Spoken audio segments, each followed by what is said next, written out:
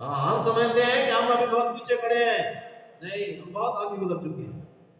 آپ کو پتہ ہے اسلام کو بنیادی سب سے فرض عین کون سا ہے؟ نماز۔ نماز۔ حضرت ابوبکر صدیق رضی اللہ تعالیٰ عنہ کے کچھ دور میں کچھ لوگ تھے جو کلمہ پڑھتے تھے، صرف انہوں نے اسلام کے ایک فرض کا انکار کیا تھا، انہوں نے کہا تھا ہم زکات نہیں دیں۔ کلمہ پڑھتے تھے، کلمہ، جنہوں نے نبی کو دیکھ کر کلمہ پڑھا تھا وہ کون تھے؟ صحابہ، صحابہ کرام علیہ رضوان۔ ان کی عزت اور ان کی شان پر قربان ہے کہ جو آدمی پھر دین سے نکل جاتا ہے پھر اس کے لیے کوئی عزت اور رسپیکٹ نہیں رہتی۔ کلمہ پڑھتے تھے، وہ کہتے تھے ہم نمازیں بھی پڑھیں گے، ہم حج بھی کریں گے، ہم ہر نئے کام کریں گے، لیکن زکات نہیں دیں گے۔ حضرت ابوبکر صدیق کا دور ہے، ہر تاریخ کی کتاب، ہر حدیث کی کتاب اس واقعے سے بھری ہوئی ہے، کسی ایک بات حدیث کی کتاب میں یہ بات موجود نہیں ہے، سب میں موجود ہے۔ آپ بخاری شریف کو اٹھا کر دیکھ لیں، آپ مسلم شریف کو اٹھا کر دیکھ لیں، آپ مسند امام احمد بن حنبل کو اٹھا کر دیکھ لیں، ہر کتاب میں یہ بات موجود ہے۔ انہوں نے کہا ہم زکات نہیں دیں گے۔ حضرت ابوبکر صدیق رضی اللہ تعالیٰ عنہ نے کہا اچھا اگر تم زکات نہیں دو گے تو میں تلوار کے زور پر تم سے زکات لوں گا۔ جو نبی کے دور میں ایک بکری کا بچہ بھی زکات کے طور پر دیتا تھا وہ آدمی اب بھی زکات دے گا ورنہ میرے ہاتھ سے مرے گا۔ اور حضرت ابوبکر صدیق رضی اللہ تعالیٰ عنہ انہوں نے ان کے خلاف باقاعدہ جنگ کی جب تک وہ فتنہ ختم نہیں ہوا۔ حضرت ابوبکر صدیق رضی اللہ تعالیٰ عنہ کو کہا گیا، صحابہ کرام نے مشورہ کیا کہ یہ کلمہ پڑھتے ہیں، نبی کے امتی ہیں، ان کے صحابہ ہیں۔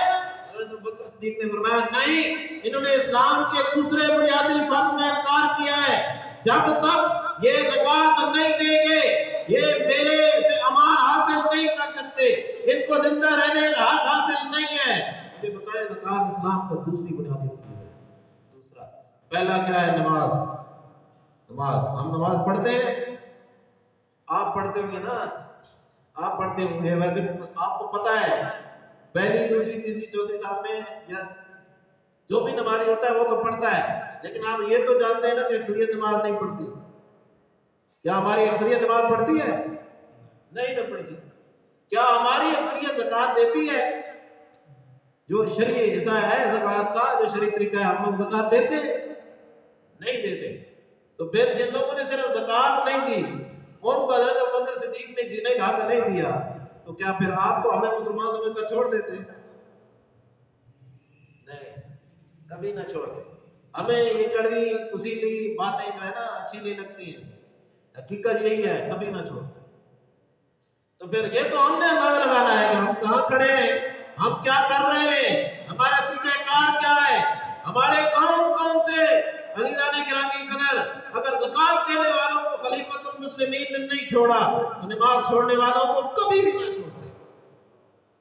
بلکہ صحابہ کرام تو کہتے ہیں، صحابہ کرام کہتے ہیں کہ وہ فرماتے ہیں کہ ہم نبی پاک صلی اللہ علیہ وآلہ وسلم کے دور میں مومن اور منافق میں فرق اس طرح کرتے تھے کہ اگر کوئی آدمی منافق ہوتا تھا تو وہ فجر عشاء کی نماز میں جب حاضر نہیں ہوتا تھا ہم جان لیتے تھے کہ وہ آدمی منافق ہے۔ اور اللہ تعالیٰ نے بتایا منافق کے بارے میں کیا فرمایا ہے؟ فرمایا ان المنافقین فی الدرک الاسفل من النار، منافق جہنم کے سب سے نچلے بڑے میں ہوں گے، جو عذاب کے لحاظ سے سب سے سخت بڑا ہوگا اس میں منافق ہوں گے۔ صحابہ کرام فرماتے ہیں کہ ہم منافقین کا اندازہ اس طریقے سے لگاتے تھے کہ جو فجر عشاء کی نماز میں حاضر نہیں ہوتا تھا ہمیں پتہ چل جاتا تھا کہ یہ منافق ہے۔ اللہ کے حبیب صلی اللہ علیہ وآلہ وسلم کے متفق علیہ حدیث ہے، صحیح حدیث، اللہ کے حبیب صلی اللہ علیہ وآلہ وسلم نے فرمایا منافق پر ہمیشہ عشاء اور فجر کی نماز بھاری ہوتی ہے، اگر وہ جانتے کہ اس نماز کی فضیلت کیا ہے تو اللہ کے حبیب صلی اللہ علیہ وسلم فرماتے کہ وہ اپنے جسم کو گھسیٹ کر بھی مسجد میں ضرور آتے۔ تو ہم کیا ہماری اکثریت نماز پڑھتی ہے؟ اور عشاء اور فجر کی نماز تو دور کی بات، ہم تو نماز پڑھتے ہی نہیں۔ تو پھر ہم کون سے مسلمان ہیں، کون سے مومن ہیں؟ تو پھر جان لیجیے کہ اللہ نے فرمایا ہے ان المنافقین فی الدرک الاسفل من النار،